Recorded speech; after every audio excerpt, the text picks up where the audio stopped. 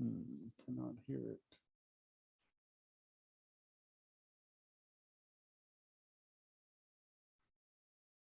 Check, check, check. Hello, Hi, William. How you doing?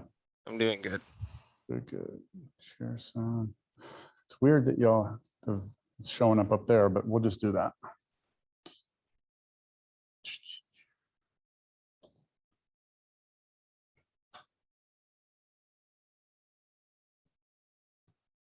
All right, almost 9. Let me turn the light off over here.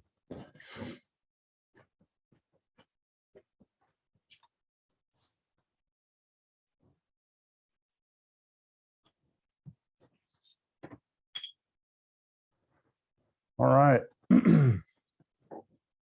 So I hope you all had a good Thanksgiving break.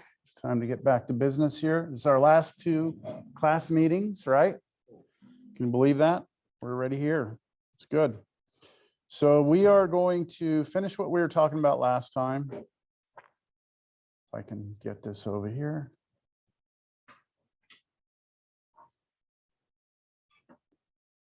There it comes. All right, so we were talking about Taylor-Maclaurin series, right? And we had gone through most of these examples, and I got to binomial series. I did not show you that. We skipped and we went to the equation 8.7.14. So we need to back up and do a couple more things here. And then we'll be done with this section. We'll start chapter 9, which we're going to get into, which is good because normally I don't quite have enough time for chapter 9.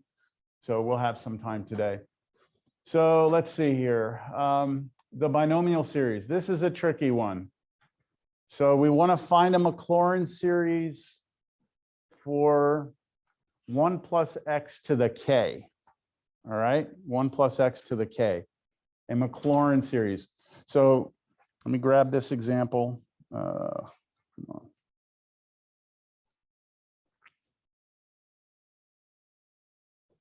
All right, close that.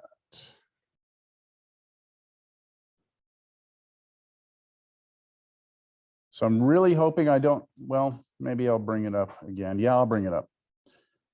You know, what's a Maclaurin series? Here's a Maclaurin series. I'll only take the first 3 there. That's what a Maclaurin series is. With both Taylor and Maclaurin series, the idea is that you have to take successive derivatives of the function and then evaluate those derivatives at A and then look for a pattern. That's the whole idea. So we need to figure out what the first derivative of this is. Then we're going to evaluate it where? Because it's Maclaurin series, where are we evaluating it? At x is 0. So we'll find the first derivative, evaluate it at 0, the second derivative at 0, third derivative at 0, also the 0th derivative at 0. So let's start making that list. So let me put here the 0th derivative of the function is just the function itself, which is 1 plus x raised to the k power. Now we want the first derivative. So when we take the first derivative of this, well, the variable is x, right? So we're just going to use the good old power rule. We're going to bring the k out front. We're going to go 1 plus k, or 1 plus x to the k minus 1. And then chain rule, right? Take derivative of what's inside, and the derivative of what's inside is just 1, right? So that's the first derivative. And now we do the second derivative. So for the second derivative, we do the same thing, right? This k in front is a constant, so it will come for the ride, right?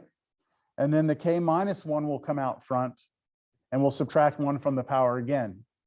So we're going to have the k that was there originally times the k minus 1 that came out, then times the 1 plus x, and now we'll raise that to the k minus 2. Yeah? Let's do another one. Third derivative. Again, the k and the k minus 1 are constants. They'll come for the ride, and then we just take derivative of this part, the k minus 2 comes out. So k, what is that looking like? K minus 1, k minus 2, what is that looking like to you? That should look familiar. It looks like a factorial, right? Okay, k minus 3. Let's do one more. The fourth derivative is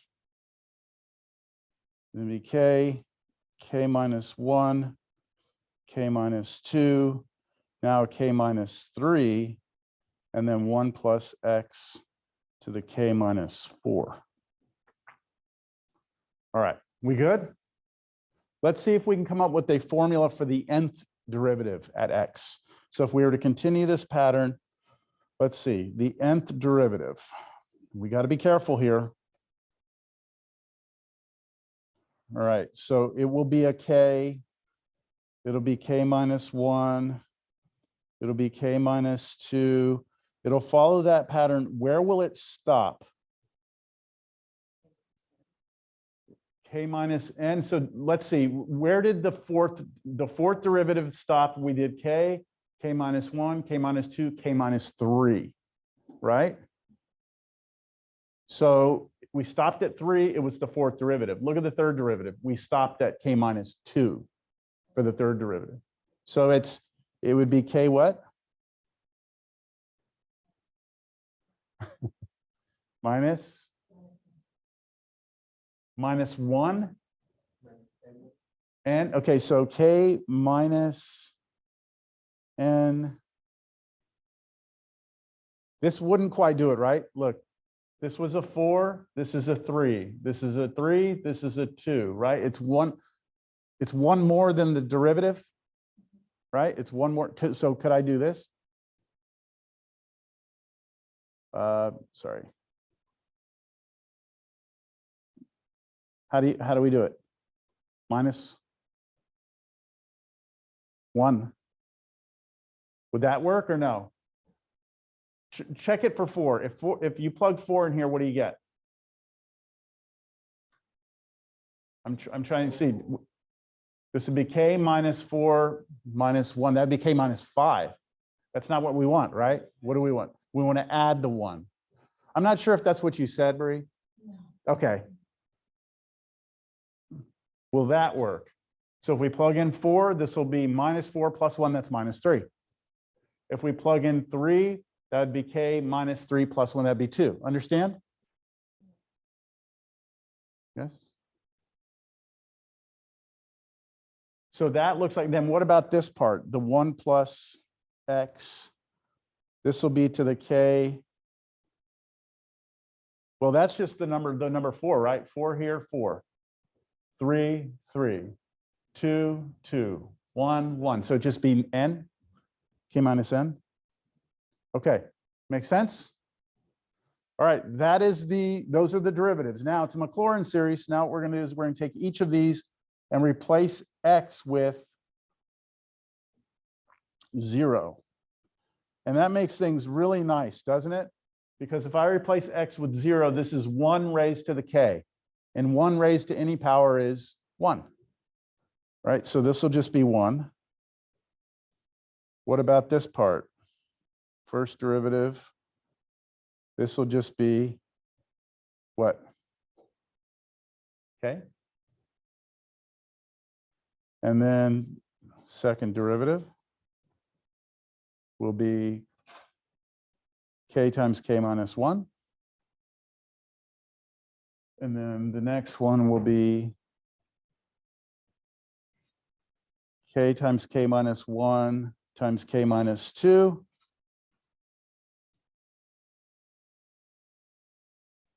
And so if we follow this pattern, the very last one, the nth derivative at 0. Oh, you know what? I forgot to put 0 in there. Sorry, I put x's in there. 0. I'm plugging in 0 into the derivative because it's Maclaurin. So the nth derivative at 0 should just be what? Shouldn't it just be this piece right here? Right? It's just this. without this part, because this is just 1 to whatever power, doesn't matter, it's still 1. So this should be your k minus 1, k minus 2, ... to the k minus n plus 1. Sorry, that's squeezed in there, but all that is over here is this piece right here. That in yellow is this right here. Got it? So we have a formula for it, don't we? Remember when we were doing sine and cosine last week, or was it last week? Yeah, last week. So when we did sine and cosine, there was no formula, but we saw a pattern, and we used the pattern. Okay, here we're gonna be able to use the formula. So that means when I'm writing this down, we were trying to see, could we come up with the formula for the nth derivative at 0? And we just found the formula for the nth derivative at 0. It's this right here. Okay. So now we write it out. It's the Maclaurin series for this will be f of x equals the sum n equals 0 to infinity of that formula we just found over n factorial x to the n. Okay, so here it is. 1 plus x to the k, that is our original function, right, is equal to sum n equals 0 to infinity of k times k minus 1 times k minus 2 ... down to k minus n plus 1, all of that over n factorial, and then times x to the n. This is your Maclaurin series for 1 plus x to the k. Now, I'm not going to show the work, but if you did the ratio test on this, okay, to find out when it converges, you would find that this only converges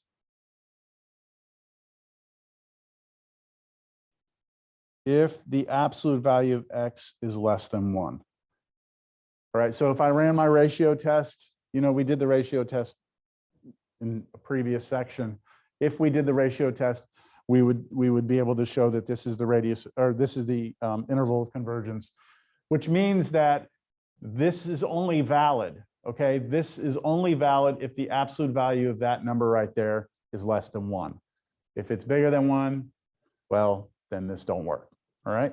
Which, sometimes that's the way it goes with series. Okay, we good? Now, I would like for us to write out the first few terms, all right? Let's write out the first few terms. We write this out, sum, I'm doing the sum. What if n is 0?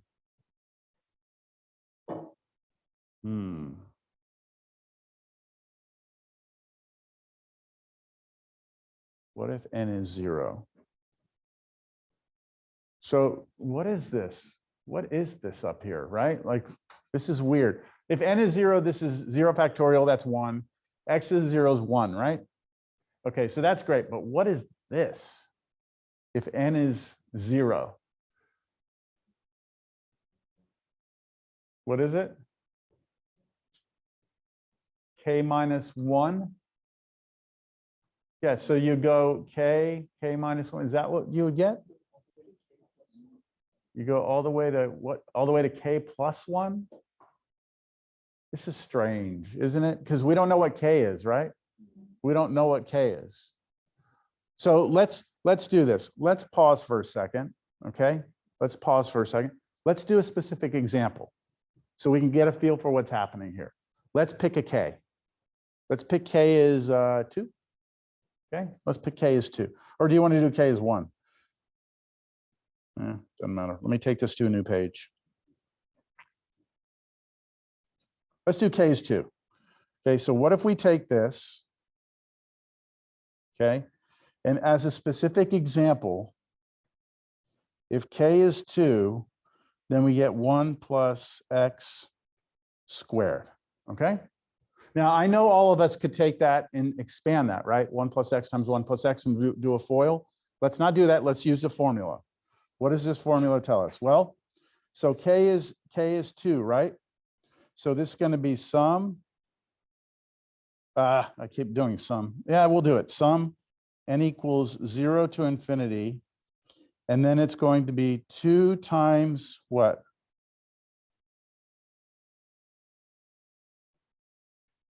What's k? What do we go to? Where do we go to? K, it would be 2 times, where do we, yeah, 2 times 1 time, where are we supposed to stop?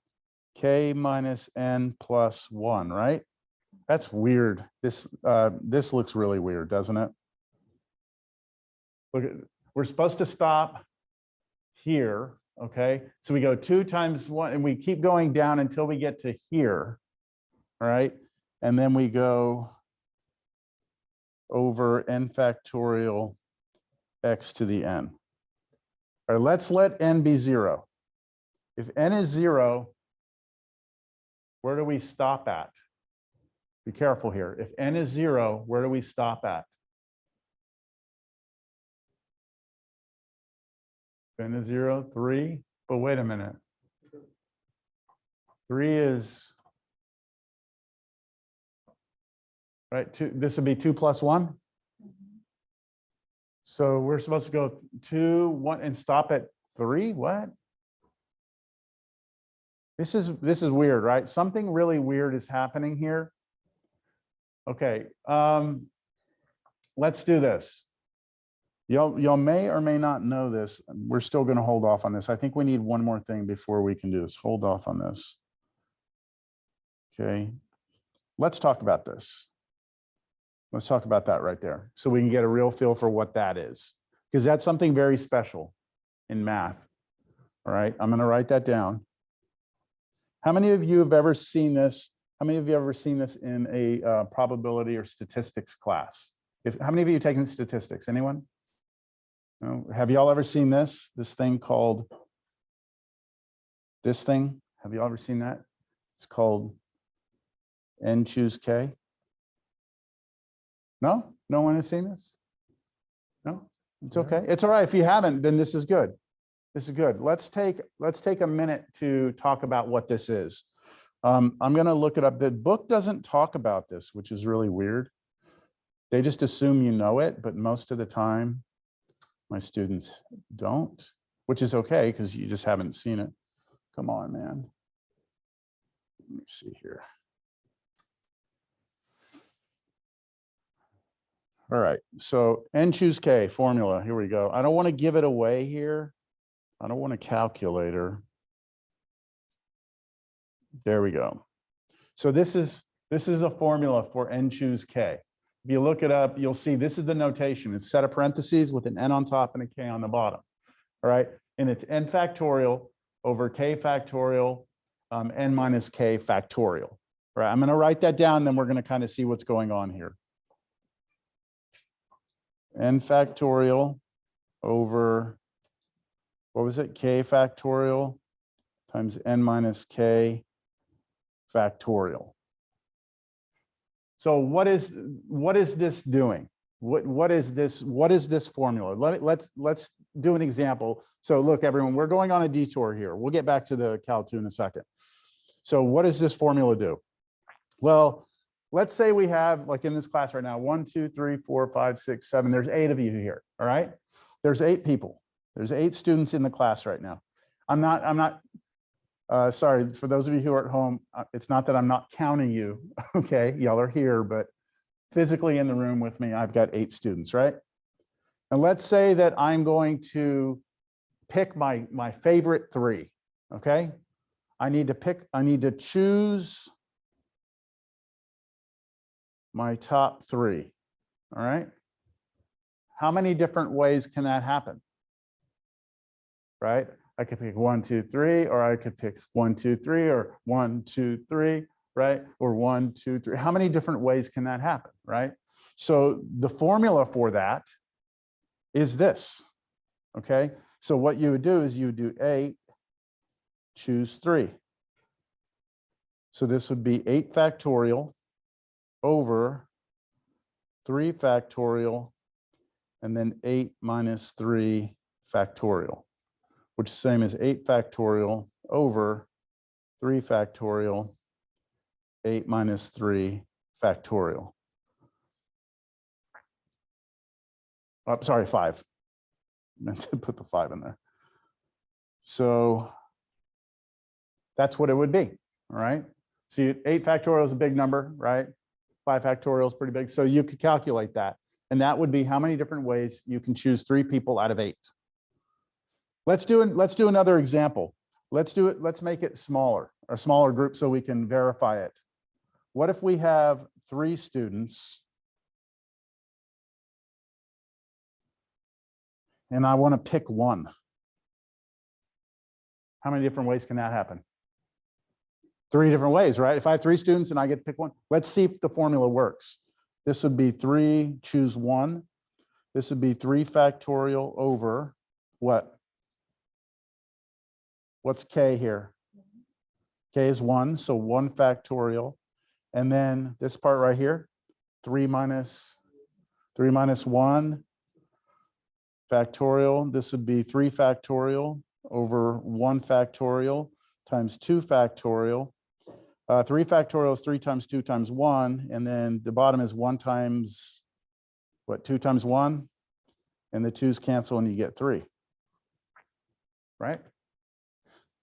How about this? How about 3 choose 2? So if I have 3 people in the class, okay, let's just say 3 here. How many different ways can I pick 2 from this group? I could go 1, 2, that's one way, right? I could do 1, 2, that's a second way. And then 1, 2, 3 different ways I can do that, right? So let's try that. So 3 factorial over 2 factorial, and then 3 minus 2 factorial. That's the exact same computation as the one above it, except the 2 and the 1 factorials are in different places. Do y'all understand what this is? Yes? Y'all good at home with that? Okay, so now what I want you to do is, how do I want to tie this to this? All right, so let me go back to this piece right here. Right here. Let me take this. Copy. New page. All right. What I'm going to do is I'm going to extend this out. Watch. I'm going to multiply this. This is going to look like crazy stuff, all right? But just watch. What's happening here is we're going down, right? K minus 1, K minus 2. It's looking like a factorial. K minus 3. I get to here, right? I'm going to extend it. I'm going to keep going. So I'm going to keep subtracting 1. What would be the next one if I subtracted 1 from this? K minus n, right? What would be the one after that? K minus n minus 1, K minus n minus 2. And I could keep doing that, couldn't I? And I would keep doing this, K minus n minus 3, until I get all the way down to 1. All right? Yes? Now, I introduced that out of nowhere, didn't I? Like, I did that out of nowhere. So below this, I have to do the same thing. K minus n, K minus n minus 1, K minus n minus 2, K minus n minus 3, ... down to 1, right? So I introduced that. Now you're probably asking, like, why in the hell did you do that, right? Like, why are you doing that? Watch. What is the numerator? Starts at K and keeps subtracting 1 all the way down to 1. What is that? That's K factorial, isn't it? Because you go all the way down to 1. So this is K factorial, all right? And then this is n factorial here. So we have K factorial on top. Then we have n factorial, right? And then what is this? Yeah, this right here, just from here to here. See, it starts out where? At K minus n and goes all the way down to 1. So that part right there is K minus n factorial, right? So this is k minus n factorial. Does that formula look familiar? This is not n choose k, this is k choose n. It's that formula I just showed you backwards. It's this formula right here. N choose k is this formula. If I switch the k and the n, you put a k here, n here, k here, n here, right? And that's the formula that we just got. So this is equal to k choose n.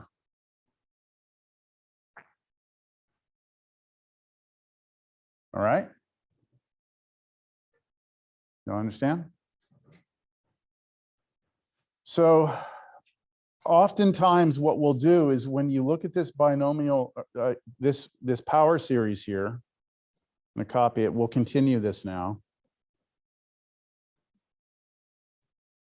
I told y'all this is a tricky one. This is why it's tricky, because of that n choose k, k choose n part.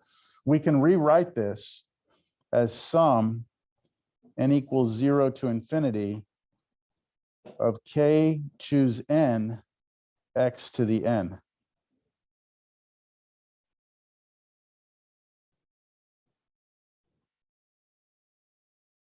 I'm curious. Does everyone follow that? Understand? Where we're here, just so we have reference, this means k factorial over n factorial times k minus n factorial. I'm curious. Maybe we can show it. Is this true? Is k factorial over n, is k choose n equal to n choose k? Are those the same? I mean, they don't look the same when you write them down, right? N factorial over k factorial n minus k factorial. I'm asking, is that equal to, what's this one? Did I just mess that up? I just messed that up. I did them backwards. K factorial n k minus n. Is that the same as n factorial over k factorial n minus k factorial? Are they the same or not? Not. But let's leave that as an open question. Let's revisit. I don't want to go too far off this tangent. All right, let's go with this now. Okay, let's go with this. So let's start writing out the terms. Okay, let's start writing out the terms and remembering now what this really means, right? K choose n really means this, right? So I'm going to start out with n equals 0. Okay, at n equals 0, we have k choose 0, right? So that will be k factorial over n is 0, right? So 0 factorial is 1, and then k minus 0 is k factorial, so you get k factorial on the bottom, which is going to be 1, then x to the 0, right? Okay, I'll clean that up on the next line. Now plus, now let n be 1. So if n is 1, you'll have what? K factorial over 1 factorial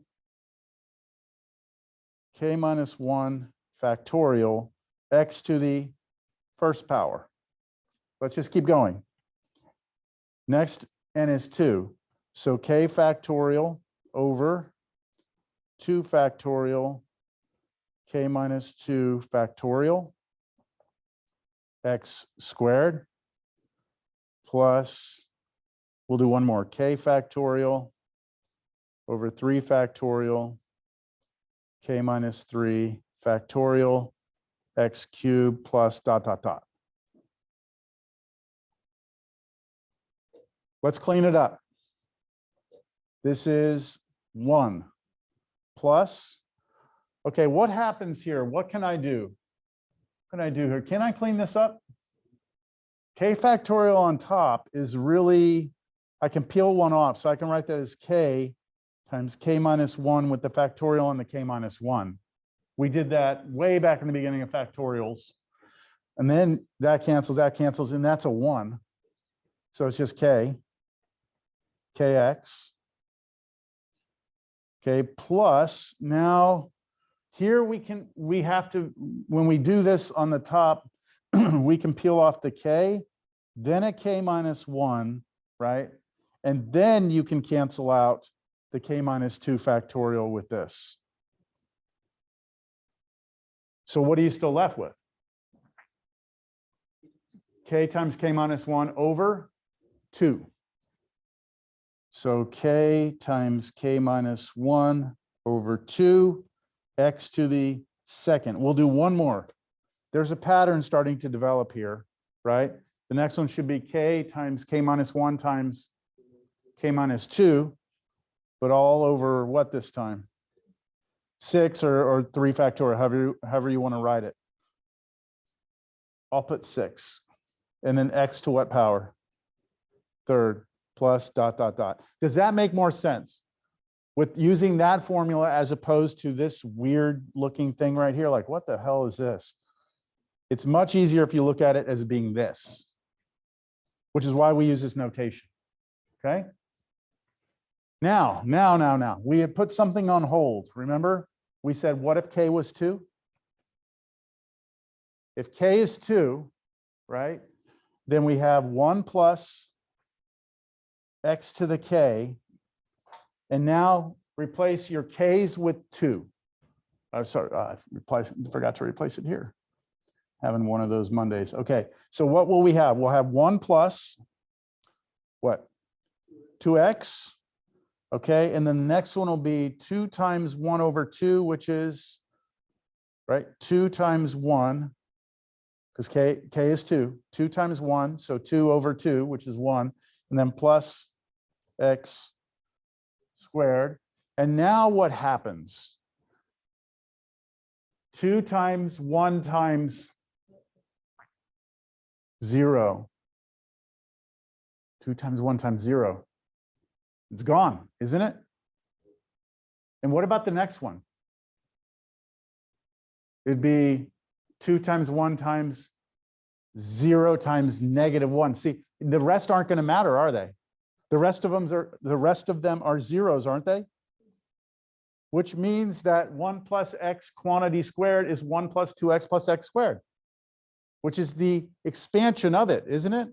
If I asked you to FOIL this out, isn't this what you would get? It is, right? So let's try something else. What if you did k, I don't know, what do you want to do, 4? I don't want to go crazy here.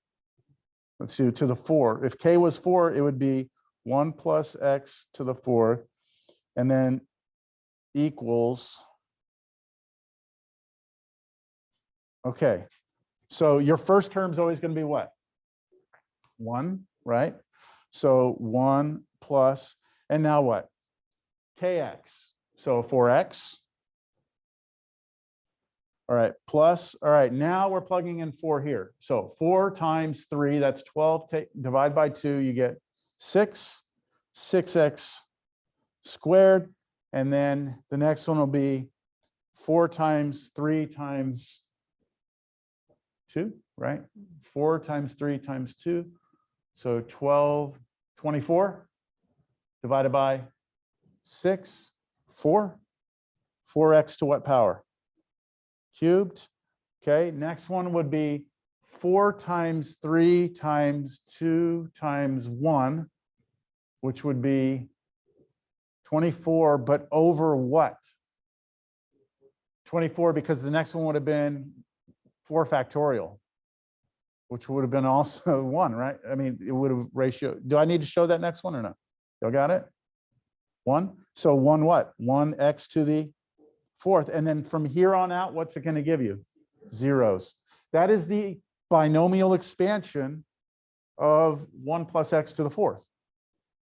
So this k thing, the thing with the k's in it, isn't that giving you the coefficients of the powers of x?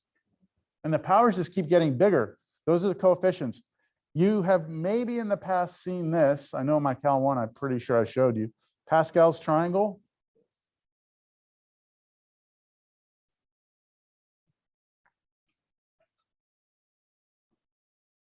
Pascal's triangle. How many of you have not seen? Who has not seen Pascal's? Everyone here has seen Pascal's?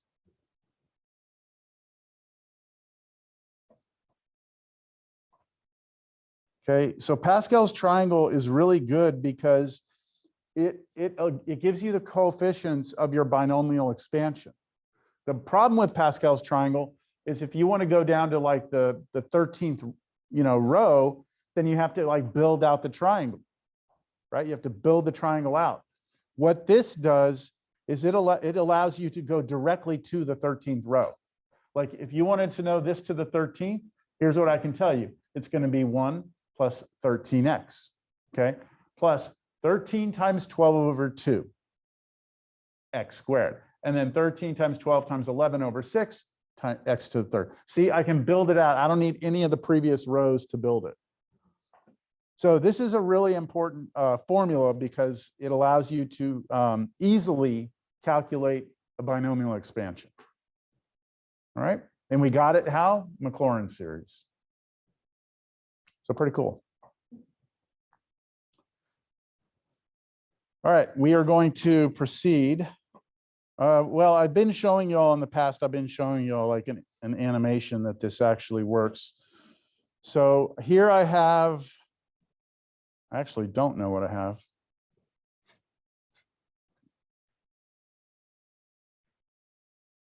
Yeah.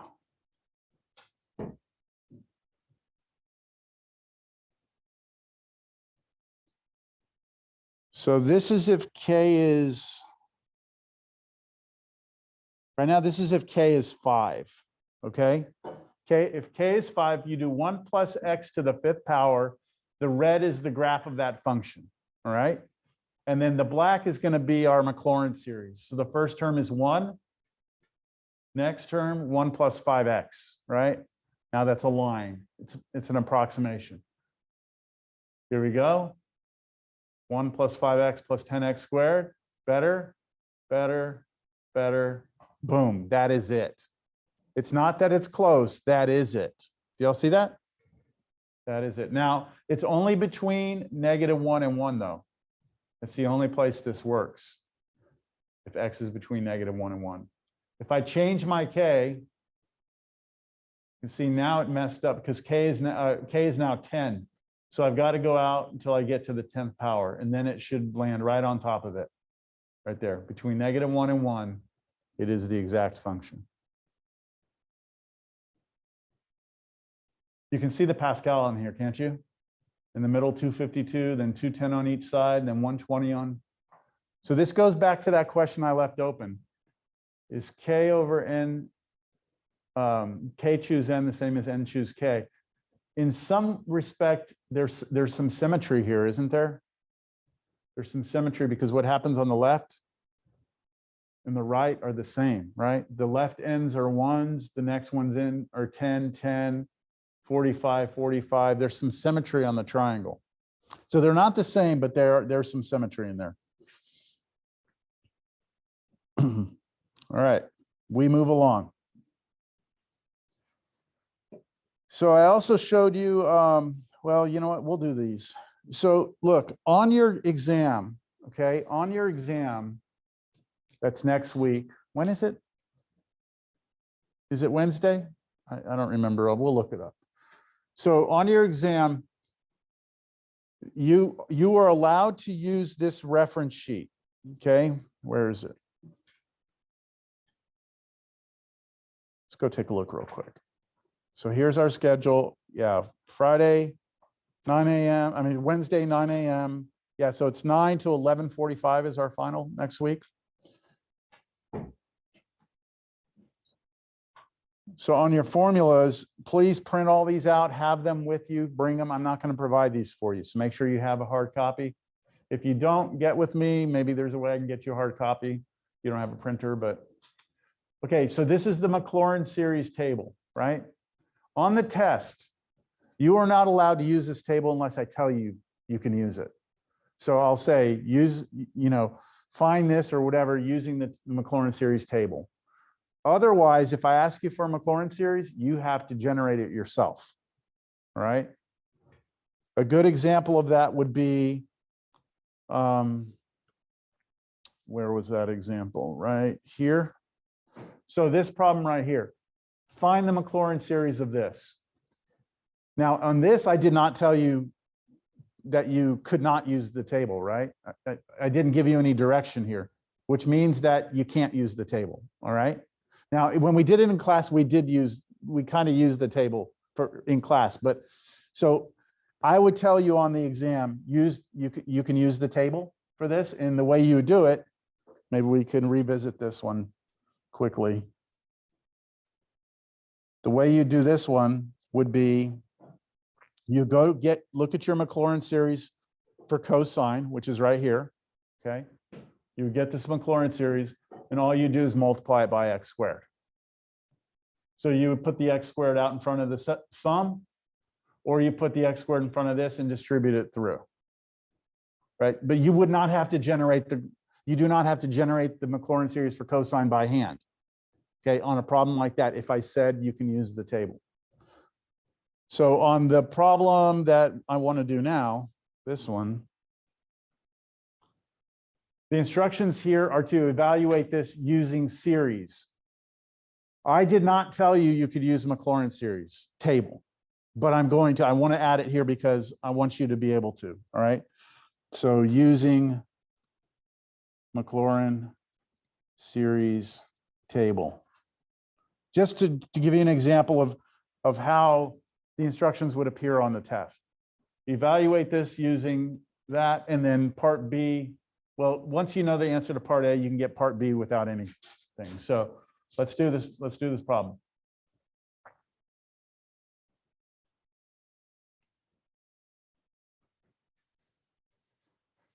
Here we go.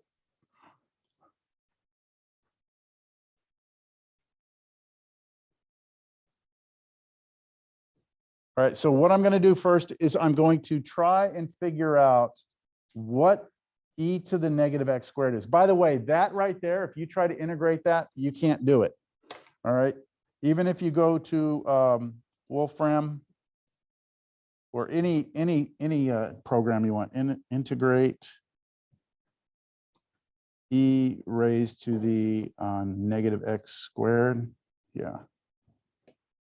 So if you try this, it's going to give us the error function, 1/2 square root of pi erf x, where erf is the error function.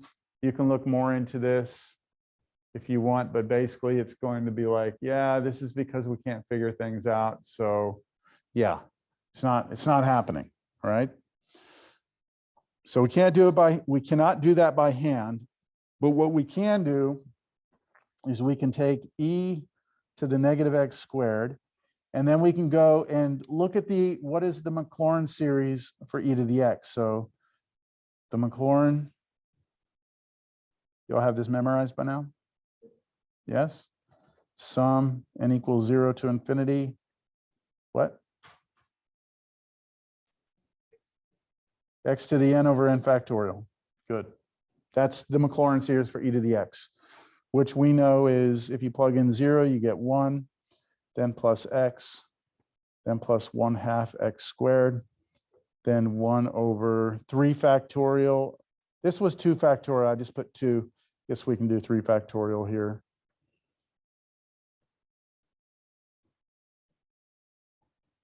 That's Maclaurin. That came off the table, okay?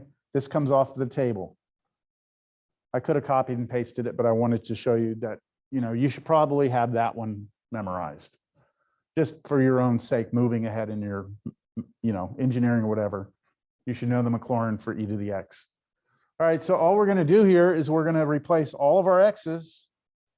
All the x's get replaced with negative x squared. That's it. That's all we have to do. So this becomes 1 plus negative x squared plus 1 over 2 factorial negative x squared squared plus 1 over 3 factorial negative x squared cubed plus 1 over 4 factorial negative x squared to the 4th plus dot, dot, dot. See, this is the beauty of the Maclaurin series, is that you get something you can't integrate by hand, right? And then we take it and we just convert it over to its Maclaurin series. I'm going to clean that up now. This is this is just minus x squared. And then what happens here when we square this? The negative goes away and you're squaring x squared, so x to the fourth. So I'm going to put this as 1 over 2 factorial x to the fourth. What will the next term be? Take negative x squared and cube it. We'll get a minus, right? The negative stays, so it's going to alter. This is going to be an alternating series. 1 over 3 factorial x to what power? 6. You multiply the 2 times the 3, right? So you get 6. The next one will be a plus 1 over 4 factorial x to the 8th. And then the next one, we can probably guess what the next one's going to be, right? 1 over 5 factorial. What do you think? X to the 10th? Y'all see the pattern? The powers are just going up by 2 each time. Hey, is this an even or an odd function, or neither? It's an even function, right? All the powers are even. That makes it an even function, right? That means if we graph it, it should be symmetric over the y-axis. It should be a reflection of itself.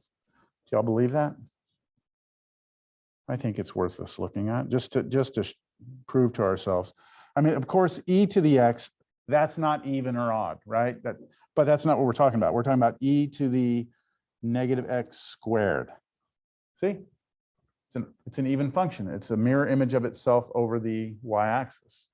The reason I know that is because its power series, its Maclaurin series, contains nothing but even powers of x. All right, but that doesn't matter. We're here to integrate it, right? That's just getting the Maclaurin series. Now we integrate it.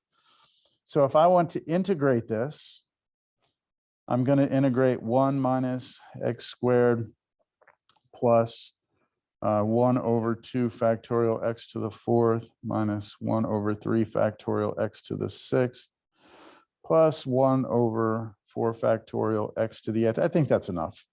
Plus dot, dot, dot. Actually, it was a minus, but who cares? All right, so notice I put that plus dot, dot, dot. You need that here, okay? Because technically, it goes forever. So we're only going to integrate the first few terms. So let's start integrating. Well, I'm going to have an antiderivative, right? So I'm going to have a constant. So constant plus, and now antiderivative of 1 is x, right? Minus 1/3 x cubed. This is good old days, right? The good old power rule. That's all this is. The next one I'm going to write is 1 over 2 factorial times 5x to the 5th. So I just left the 1 over 2 factorial there. And then add 1 there and divide, right, by the same thing. 1 over 3 factorial x times 7x to the 7th. One more. 1 over 4 factorial times 9x to the 9th plus dot, dot, dot. That keeps going, right?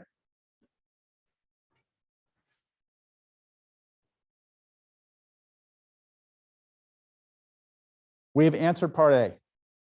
That is the antiderivative. Now, if you want, you could write this in sigma notation if you want to just practice. Do you think you could rewrite this as a sum?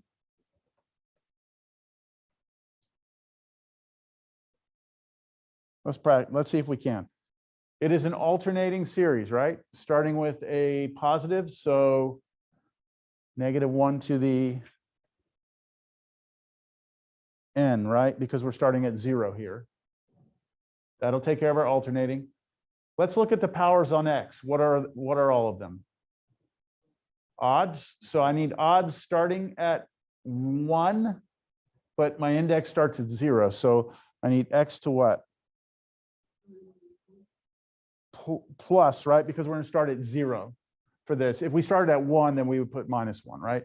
But it's 0, so when we plug in 0, we'll get 1. Then we plug in 1, we get 3. That'll take care of all the powers of x. We got the alternating. Let's look at the denominators.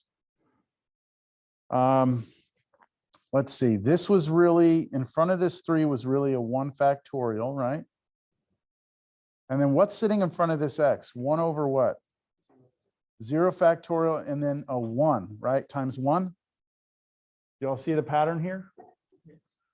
We're going to have 0 factorial, 1 factorial, 2 factorial, 3 factorial, 4 factorial. So that should be n factorial, right? On the bottom. And then what about that odd number? 1, 3, 5, 7. That's the same as the powers on the x. So 2n plus 1. Just make sure you put it in parentheses. There we go. That is the series form of the antiderivative. That was purely for practice, okay? That was not, if you were doing this problem test, you don't need this step. Okay, I just wanted to practice going from the series written out to the formula. Yeah, it'll be, so for part B of this problem, we want to actually evaluate this, and it's much easier to evaluate this than it is to evaluate this, because you have to write out the terms. So I'm ready for part B. Okay, any questions up to this point?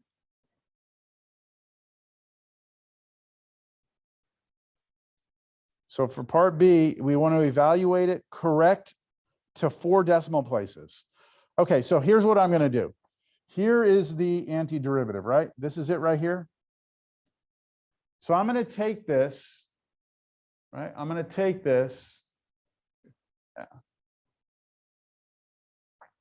put it here, and I'm going to say basically that,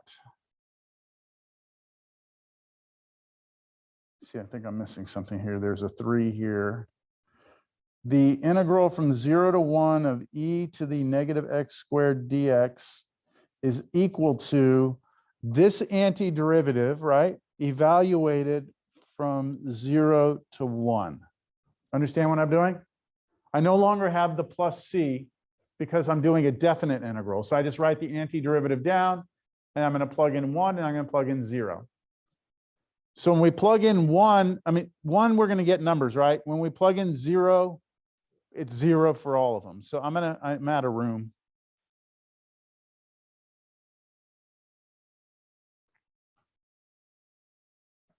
Okay, so I plug in 1, and we get 1 minus 1/3 plus, okay, I'm going to have to start figuring out what these are. This is 1 over 2 factorial is 2, 2 times 5 is 10, so 1/10. And then we have minus, what's 3 factorial? 6, 6 times 7, 42. Plus, okay, this one's going to be, I think I might need help with this on a calculator. 4 times 3, 12, 24 times 9. That's going to be 240. Take away 24, 216. Keep the calculator handy. 216. Let's see what these are. Can y'all get, let's get these as decimals. This is 1 minus 0.333, right? Plus 0.1. What's 1 over 42? I'm gonna grab my calculator. Maybe. Where is it? Yeah, I don't have my calculator. What is it? 0.02. Okay, go to the next one. What's 1 over 216?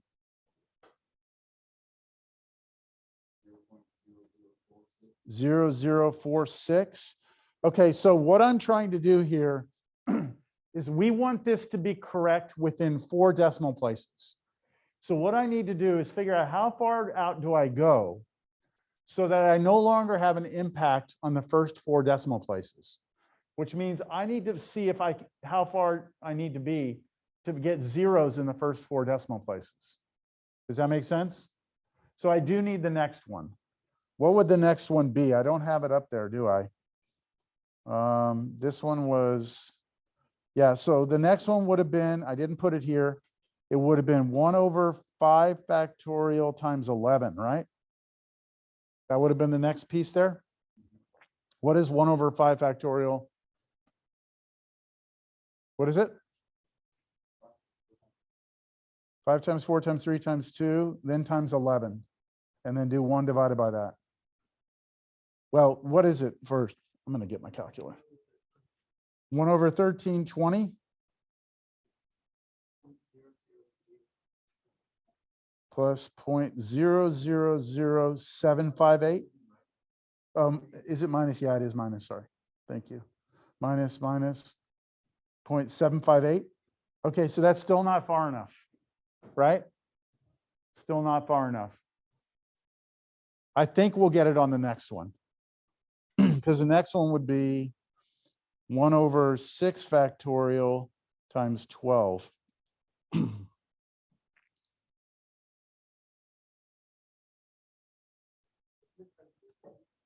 Oh, yeah, thank you. Thank you. 13. They're odds only.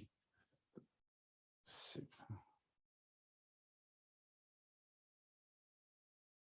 That's still not, is it?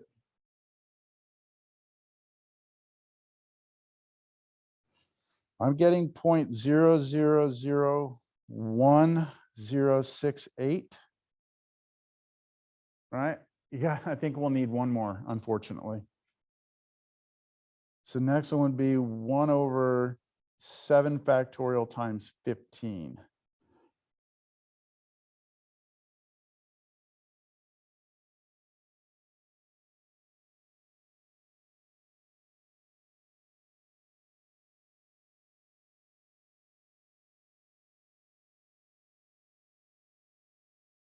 I think that worked. No, hold on. I did this wrong.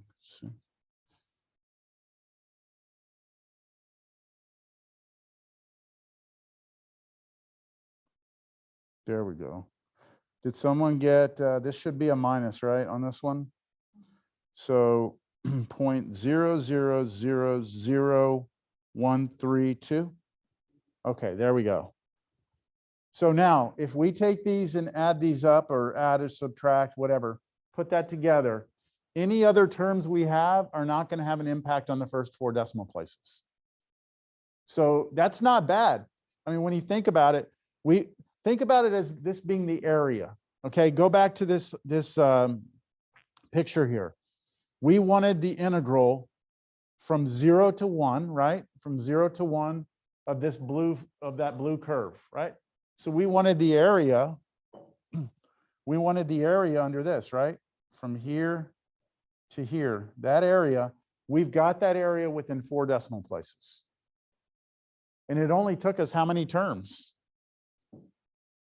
1, 2, 3, 4, 5, 6, 7, 8 terms, big deal. If this were a computer, 8 terms, nothing, right? It's nothing. All right. Make sense, everyone? This is the power of the series now, is that you can take something you can't integrate, convert it to its series, and then get it as close as you ever need it. Now, if you wanted to rotate this around the x-axis, oh shit.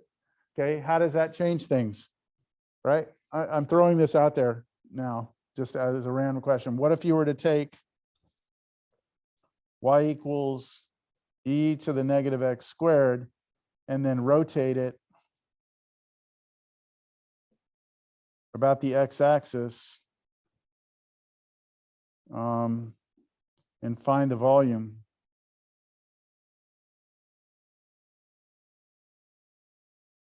I need to restrict it only between 0 and 1. Okay, so if you were to take that region right here, rotate that around the x-axis, right? Find out what the volume is. Well, we know that that would be a vertical rectangle, right? Around the x-axis. So the volume of that would be, we'd use washers for this. It'd be pi integral 0 to 1.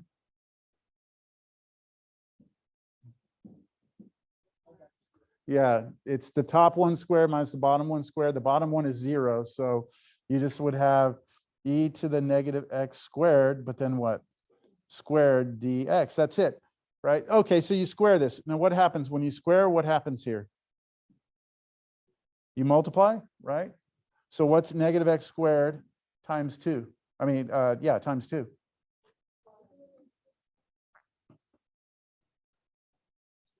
Yeah, you're just multiplying this. So it would just be negative 2x squared, right? You're not squaring the negative x squared, you're multiplying by 2. So there's a pi here in front, dx. Could we do that? Yeah, just go do the Maclaurin on this. Instead of putting negative x squared in there, what are you going to put? Negative 2x squared. Big deal. Doesn't change much, does it? Doesn't change much at all. And you could still go get it as accurate as you want. So very powerful. Very powerful. There's a thing about the Maclaurin and Taylor that you have to kind of make sure you understand. It's not for free. And I've said this before. And the only reason I'm saying it right now is because in the past, when I've taught this in the past, I don't think I've stressed this enough. You're not getting the Taylor and Maclaurin for free. Because in order to get the Taylor and Maclaurin, you have to know something about the original function. You have to know, what do you have to know? To create the Taylor and Maclaurin series, what is it that you have to know? You have to know a lot. You have to know the zeroth derivative, first, second, third, fourth, fifth, sixth. You have to know all the derivatives at a single point. That's the crazy thing. If you know all the derivatives at a single point, then you can create the function in other places. That to me is really odd, but pretty cool. That you can generate the function outward from just knowing a bunch of information about what's happening at one point.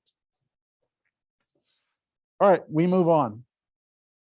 So the beginning of last class, I showed you that video of the horrible teacher, right? And we had that little debate, and I said, we'll talk about that. We didn't get to it last time.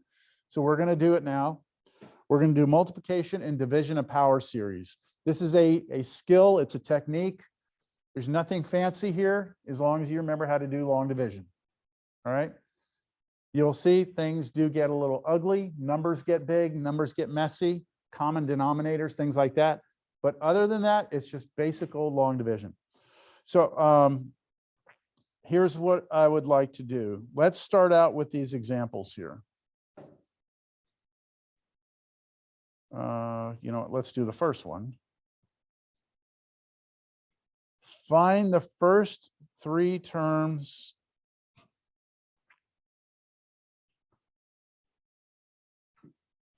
Find the first three non-zero terms of the Maclaurin series for e to the x sine x. Now, e to the x and sine x individually, you have their Maclaurin series on the table, don't you? And here we're multiplying them together. So that's what I'm going to do. I'm going to take the Maclaurin series for e to the x, and I'm going to multiply it times the Maclaurin series for sine. So what is the Maclaurin series for e to the x? Well, we have to know it's 1 plus x plus 1 over 2x squared plus 1 over, well, I'll go back to the factorials. 3 factorial x cubed plus 1 over 4 factorial x to the fourth plus dot, dot, dot, that goes forever. That's what e to the x is, right? That's what e to the x is. Let's see if y'all remember this. With series, we have this interval of convergence, right? This formula for e to the x, 1 plus x, is it valid all the time? For all x's, are those two equivalent? The radius of convergence of that power series is infinity, which means that is always a valid formula. You can always replace e to the x with that expression, all right? How do you know that? Well, we talked about it in class, but it's also on the table, the formula sheets. On the side, it says radius of convergence is infinity. All right, now, the Maclaurin series for sine. The way I remember it, honestly, the way I remember the Maclaurin series for sine is that I just remember that sine is an odd function. And so I know it's going to be all the odd powers of x. And then it alternates. So it's going to be the first odd power of x is 1, so x to the first power. So this is x to the first power. Now it's going to alternate minus Now I've got 1 over 3 factorial x to the third. And then it's going to alternate plus 1 over 5 factorial x to the fifth. And so it's basically the, I think we talked about this in class. It's basically the e to the x, but you're picking off all the odd ones, right? And you're alternating it. It goes plus, minus, plus, minus, plus, minus. That's what Sine's alternating series is, or Maclaurin series is. All right, plus dot, dot, dot, dot, dot.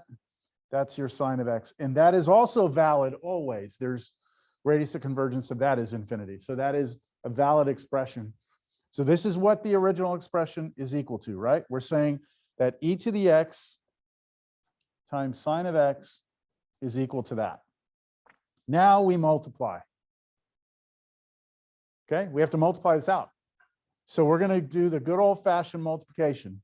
We're going to start here with 1, and we're going to distribute 1 through that infinite series, which is with 1 times that, it's just itself, right? It's just itself. So watch what I'm going to do here. I'm going to write this down. Watch what I do, though. I'm going to do x. I'm going to leave a space in front of x, just in case I ever pick up a constant I want a place for it. And then I'm going to do a space and put minus 1 over 3 factorial x to the third, then a space plus 1 over 5 factorial x to the fifth, and then a space minus 1 over 7 factorial x to the seventh, and then plus, it keeps going. That's what I get when I multiply the 1 through, right? Now I move to the next one, the x, and I pass the x through to all of them. Okay, so what happens when you multiply x times x? You get x squared, right? I'm going to not put it in the same row. I'm going to move it down one row and put an x squared down here. But do you see I have a space for it? I'm creating columns. I'm creating columns here. So I've got an x squared there. Next term would be what?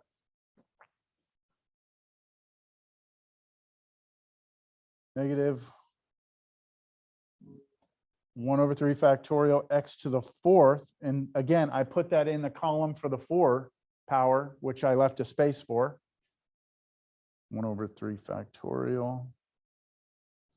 And then next one will be 1 over 5 factorial x to the sixth. And there I have a space for it. And I'll have one more. I don't need it. I only need the first 3 terms. All right. So let's keep going. Next, now I multiply the. Okay, this is where things are going to start getting weird. I got to do 1 over 2 factorial x squared times x, which would be 1 over 2 factorial x cubed. 1 over 2 factorial x cubed. Y'all with me? So that goes underneath the x cubed. So I'm going to put it down here. And it was plus or minus? Plus 1 over 2 factorial x cubed. Yeah? Let's do one more on this one. 1 over 2 factorial times negative 1 over 3 factorial x squared times x to the third is x to the fifth. I'm going to put, I know it's x to the fifth here. I got to figure out what 1 over 2 factorial times 1 over 3. Oh, no. Yeah, 1 over 3 factorial, and it was negative. I'm going to highlight that. I'm doing this one times this one, and that's giving me this one right here, just so you can see it. 1 over 2 factorial times negative 1 over 3 factorial, x squared times x to the third, x to the fifth. Now, this is just a number, isn't it? Okay. Let's not continue. The reason I'm not continuing is because I'm being asked only to find the first 3 non-zero terms. So that means 1, 2, 3, right? I don't need anything else. Okay. If I was asked for the first 8, I would be pissed off because that's going to be a lot of work. Let me see here. What else? Let me just check to make sure I'm not going to pick up any more. If I go to the next one, what will the power on this x be when I distribute through there? X to the fourth, right? Which would put me under here, and that would be the 4th term, wouldn't it? And I don't need it because I only need the third. Understand? So I'm going to stop. So I'm just going to be looking now at these three right here. I need to put them together. So I always look at it, just add them straight down. This becomes x plus x squared. And then what is 1 over 3 factorial? So I have minus 1 over 3 factorial x cubed, and I'm adding it to 1 over 2 factorial x cubed. This same as minus 1/6 x cubed plus 1/2 x cubed. And you have to get a common denominator here, right? So 3/6 here. So you wind up getting minus 1/6 x cubed. I'm going slow here. 3/6 x cubed. Put those together, that's 2/6 x cubed, which is really 1/3 x cubed, right? So plus 1/3 x cubed. Yeah. Plus dot, dot, dot. Now it keeps going, right? But I'm not trying to get the rest. This would be the answer for the first three non-zero terms.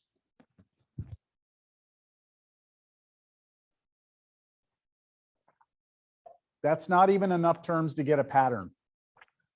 That's not even enough terms to get a pattern, because I don't think this is enough here for us to try and come up with a sigma notation. Would you agree? The next term, who knows what it is. So again, technology, man, it's so awesome. If you type in here, series e raised to the x times sine x, it's going to give us, it gave us the first 5 non-zero terms. We had x plus, did we have 2/3? No, we had 1/3. X plus x squared plus 1/3 x cubed. That's what we had, right? Computer got the next two without any issue, right? Okay. Hey, were those 4s going to cancel? Oh, we never got it. Never got what this yellow one would have been. Yeah, it would have been positive 1 over 3 factorial x to the 4th, and that would have canceled with this one. Okay, that is how you multiply series. You FOIL out, you collect things up, you line things up, and you start adding. That's the way you multiply. Next example. Division. So you'll notice on your formula sheets, your Maclaurin series table, there is no Maclaurin series given for tangent. It's not given to you.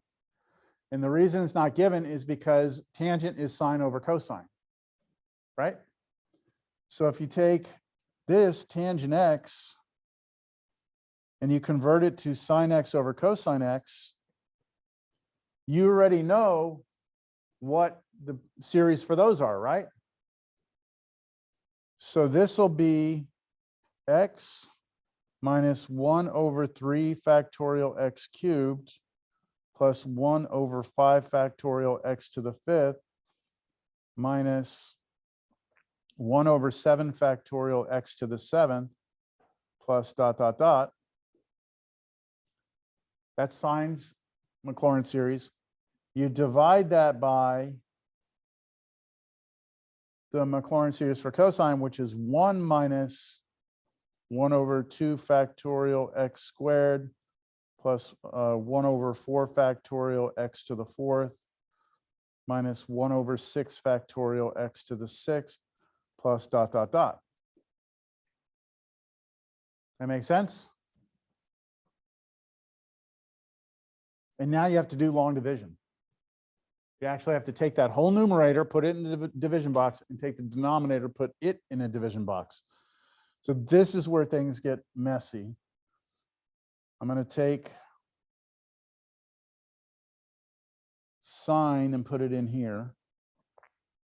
So x minus 1 over 3 factorial x cubed plus 1 over 5 factorial x to the 5th minus 1 over 7 factorial x to the 7th plus dot, dot, dot.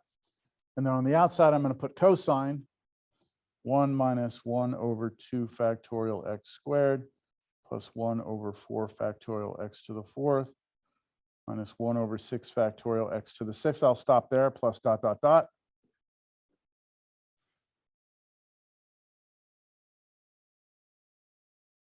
And now you need to play a game.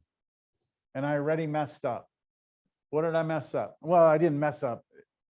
What did I do that's going to cause potentially a problem? Do you remember something with long division, the way you do this? Something about here. Yeah, if we have missing terms, we're supposed to put zeros in there, right? I don't have any space for if I ever get an x squared, do I? So what I'm going to do to save myself is I'm going to just move this over a little bit so I have space for the x squareds if I get them. All right. And then I'm going to take this and move it over. Give myself a little bit of room in case I get x to the fourth. And I probably won't need this much, but just in case. Okay, y'all understand what I'm doing? Just in case I need columns for those things. All right, so let's start off. How do you do this long division? Look at the first thing, 1, and you ask yourself, what do you have to multiply 1 by to get this? X. Okay, so we multiply by x. I put an x up here.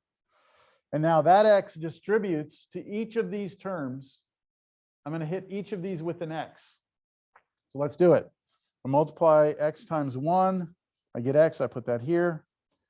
X times this. Well, that'll make that an x cubed, right? So I'll get a minus 1 over 2 factorial. So I'm putting it over minus 1 over 2 factorial. I'm putting underneath the x cubed, right? Then this one will become plus 1 over 4 factorial x to the fifth. So I can put it under here. 1 over 4 factorial x to the fifth. And then the last one will give me a minus 1 over 6 factorial x to the seventh. Make sense? Now the standard procedure now is you take this row and you subtract it, right? So that changes the signs of everything. That becomes a minus, this becomes a plus, this becomes a minus, this becomes a plus. And now you add down, and when you add down, these two go away, which is nice. And then this is where things are going to suck. This is what I was telling you. This right here. You got to put those together, right? So what I like to do is, if I can in my head, figure out what that is. That's minus 1/6. I'm going to do this on the side. I'm taking minus 1/6, and I'm adding to it 1/2, right? We did that earlier, didn't we? Did we do this one? Similar, right? This is 1/3. Right? This is 1/3. So this you wind up getting 1/3 x cubed there. Okay, let's get the next one. Now I've got to do 1 over 5 factorial. Let me do this on the side. This is like scratch work. I got to do 1 over 5 factorial and subtract from it 1 over 4 factorial. Oh man. So 4 factorial is 4 times 3 times 2 times 1. Hey, couldn't I do this at least? I mean, I could get a common denominator here, right? I could multiply this by 5 on the top and bottom, because wouldn't that make them both 5 factorials? So this would be, come on, man. I would have, I'll just write it down. 1 over 5 factorial minus 5 over 5 factorial. So now if you put them together, you should get negative 4 over 5 factorial, right? And if I'm trying to do this without a calculator, I could do this 5 times 4 times 3 times 2 times 1, and then the 4s will cancel. So I get negative 1 over, what is this, 6, 5, 30? Negative 1 over 30. Either way, this is adding and subtracting fractions, right? All Cal 2 students should be able to do this, right? So I get minus 1 over 30 x to the fifth. I'm not going to get the next one, okay? I'm going to leave that one alone for now. What would be the next step? Well, now we say, what do you multiply 1 by to get this, right? Well, that, right? So I need up here a 1/3 x cubed. And now that gets distributed through to each of these again. So when I multiply 1/3 x cubed times 1, I get 1/3 x cubed. And now this is tricky. This one right here, this times this. All right. So I'm going to get an x to the 5th, right? So that's going to go under here, x to the 5th. All right, what about the number? Negative times positive is negative, right? So I know I have a negative. This is 1/2. This is 1/3. Okay, multiply those, you get 1/6. Not so bad. Yeah. I'm not going to go any further. The reason I'm not going any further is because I only want the first 3 terms. I already have the first 2, don't I? I just need one more. So when I do this and subtract this row, this is going to go away. Whatever this is going to be that piece here that the 1 needs to turn into. So that should get it on this step. Here, subtract becomes plus. Those cancel. All right, negative 1/30 plus 1/6. You can get a common denominator there. You should get 4/30, which reduces to be 2/15. Can I leave that to you? To add these numbers together and get 2/15?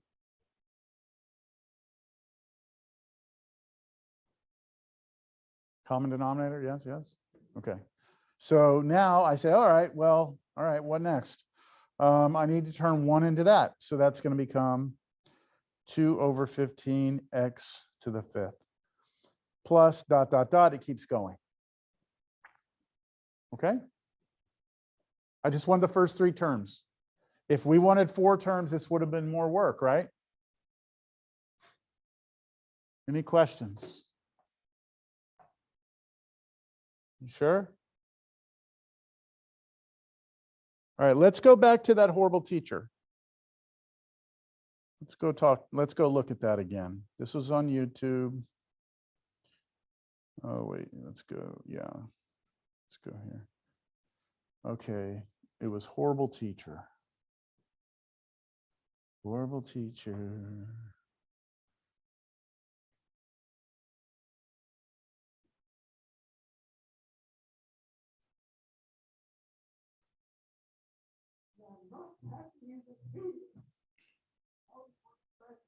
Okay, let me get to the point right here.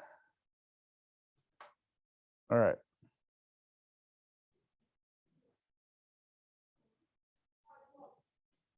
Oh, no. What the hell happened? I meant to hit pause.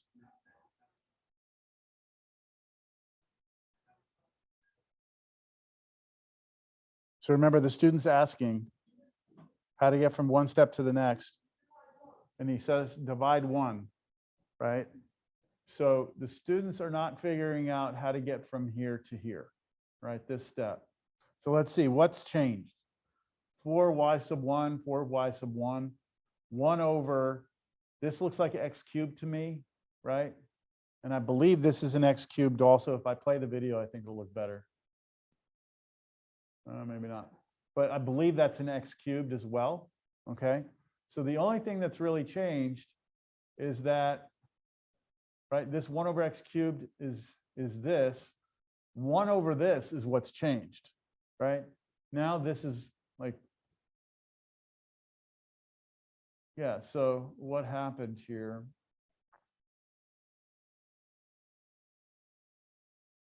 This is why I was telling you, you watch that video and you kind of, it makes sense that, he should say something, but really at the end of the day, all that you have to do to figure that step out is take 1, right, and divide it by this series.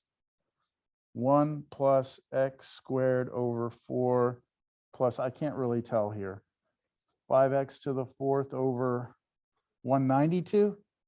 Yeah, whatever. Plus dot, dot, dot. Okay, so let's try this. What would be the first step? You have to turn 1 into 1. Okay, so you multiply by 1, right? And then when you do that, you're going to get that series again on the bottom. Right? And then you come through and you subtract. Right? And you add down your first piece here is minus x squared over 4, right? So now you have to turn 1 into that. So you need a minus x squared over 4, right? There it is. 1. Did I miss a sign here? Oh, this is 1 minus x squared. Oh, yeah, it alternates here. Okay, so I messed up I copied it wrong. It's hard to see it. But so look, if you don't know what he's doing, it's very hard to convince yourself that 1 over 1 minus x squared over 4 could any way in any like reasonable world become 1 plus x squared over 4. Like that just seems so crazy, but that's what's happening here, right? You're getting this.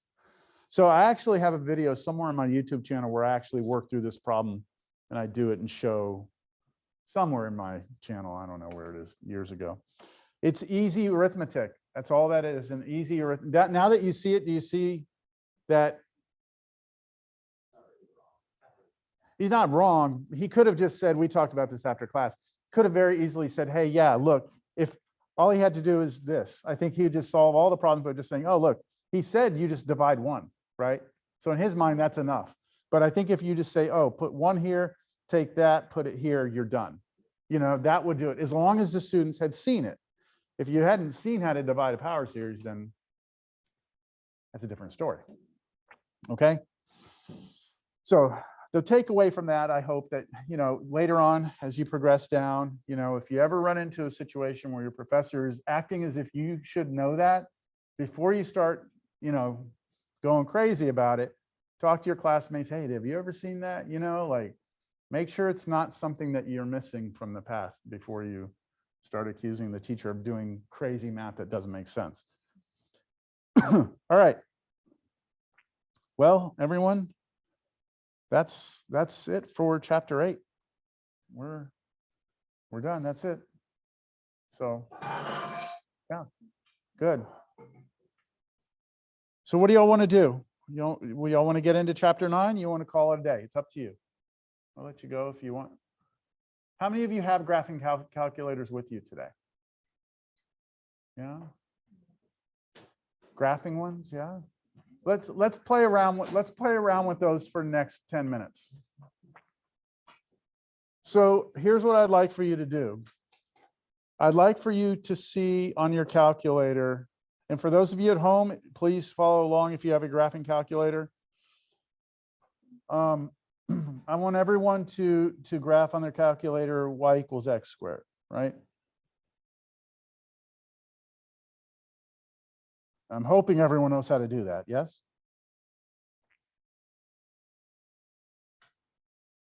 Now, I want you to go to your window option.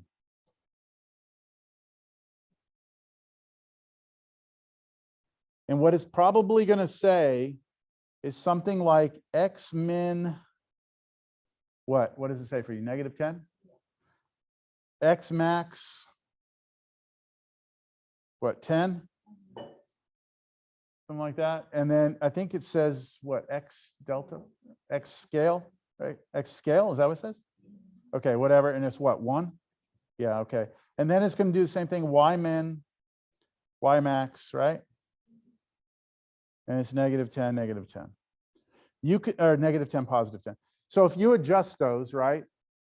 Adjust the x, it'll widen the picture, and it'll adjust the y, it'll make your window taller or more narrow. I mean, taller or shorter. Okay. Now, here's what I want you to do. I want you to graph x equals y squared. At the same time, you're graphing y equals x squared. Do you know how to do that? Okay, square root of x. So you could solve that for y, couldn't you? And you could do square root of x, but then you'd have to do plus or minus to get the top and bottom. You could do that. That's the clever, tricky way of doing it. All right. But there's another way to do it. All right. There's another way to do it. And it requires we use a different mode on our calculators. See, right now, what you're, go ahead and go to your menu where you go to, yeah, mode. And I believe there's a setting there for your graphing. There's a setting there. It should have options. So one of them should say func or function, right? What's another option? Relation. I don't know if they all have that. What's another option? Para? Par? Par, okay, par. And then what else? Pole? Anything else? Sequence, okay. All right. So I would like for you to switch your mode over to par. Now what par stands for is parametric. Now here's the way parametric works. All right, maybe we should talk about the way function works first. When you do, is it fun or func? What does it say? Fun? Func? Okay, when you do func, what it's looking for is for you to put in y as a function of x. Okay, that's what it wants. Our standard, hey, the x-axis is your input, right? The x is your input, and the y-axis is your output. That's the way we've treated functions for a long time, all right? That's the way func works, and life has been good. Para is something different. The way para works is this.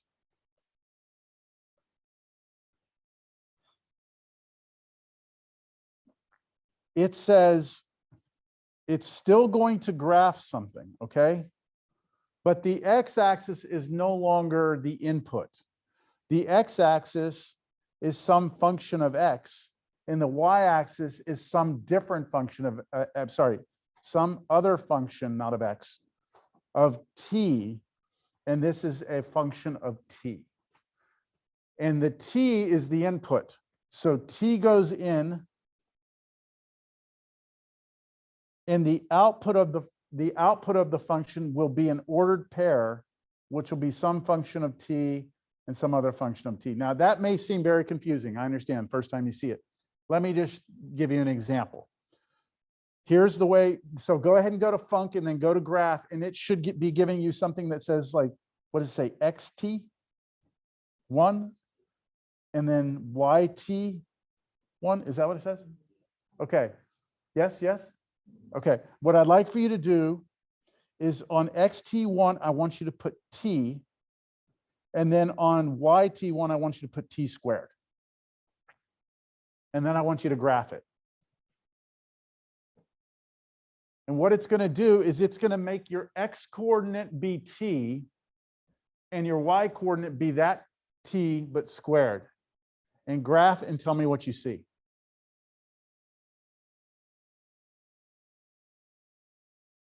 You see a parabola, don't you? You see a parabola. The way this is working, are you getting parabola? Yeah. You're getting only half? Okay, go to window and look at what it says for T min and T max. What does it say? 6.28. Do you know what 6.28 is about approximately? 2 pi. By default, your calculator in parametric mode restricts your T values between 0 and 2 pi because parametric equations are used a lot with circles.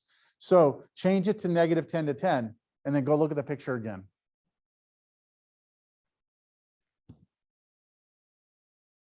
You see it? You got the parabola again, didn't you? Okay, let's try this. Not yet. We'll do that in a second. Now I want you to do this. I want you to do x t1. Go back and change that one, edit it. So replace it with this, t sine t.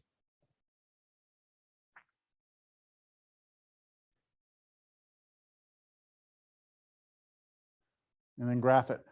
What do you get? Your sine curve. Every function you've ever done in your life can be done this way. Every time you've used your calculator in func mode, you could have been using parametric mode. What you do is you just always let the t be t, and then the y part, let that be the function. All right?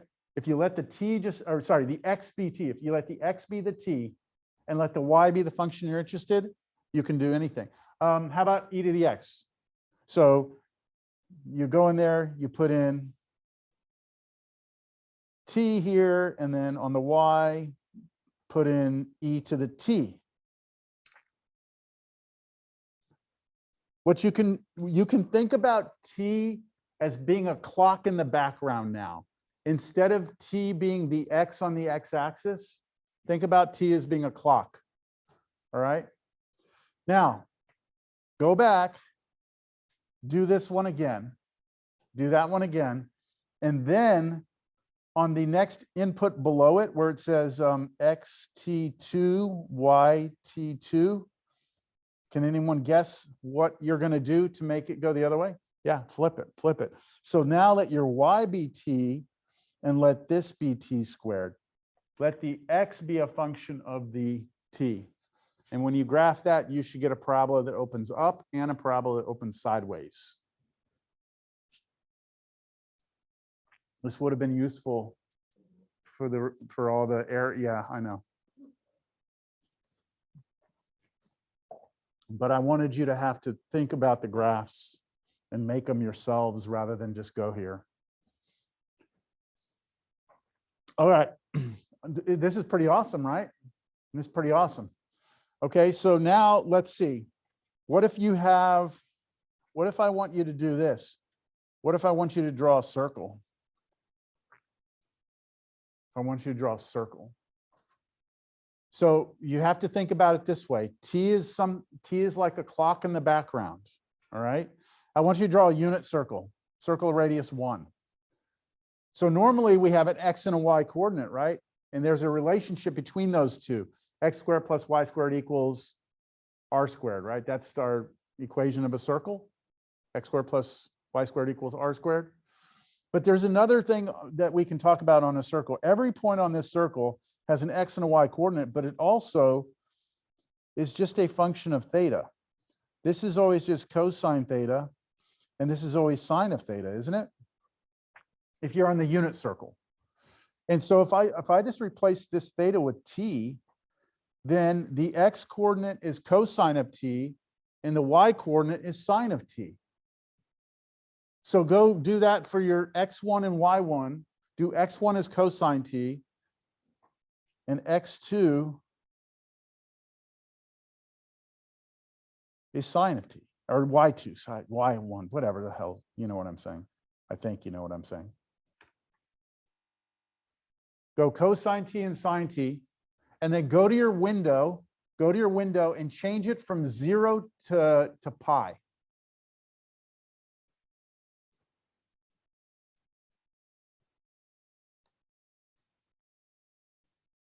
Half circle, right? You get half circle. Change it from pi over 2 to pi. So change your min to pi over 2 and your max to pi, and it should just draw you the second quadrant. Hey there, you getting it? Yes. Yes, everyone getting it? It's pretty cool, right? Pretty cool. Check this one out. I want you to draw me a spiral. I want you to draw me something that starts in the center and then just kind of spirals out like this.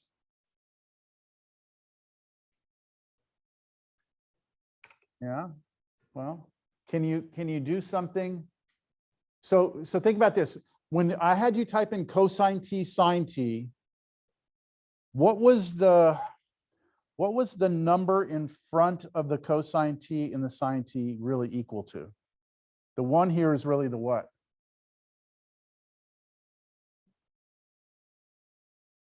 Well, let's do this. What if you put a 2 there? What if we put 2 cosine t, 2 sine t? What would that draw you?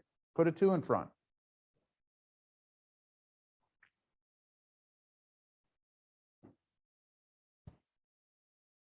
Can you even tell? Maybe you do it on a different, maybe you leave the first one there and do the second one. Ellipse. Did you do 2 on both of them or just on one of them?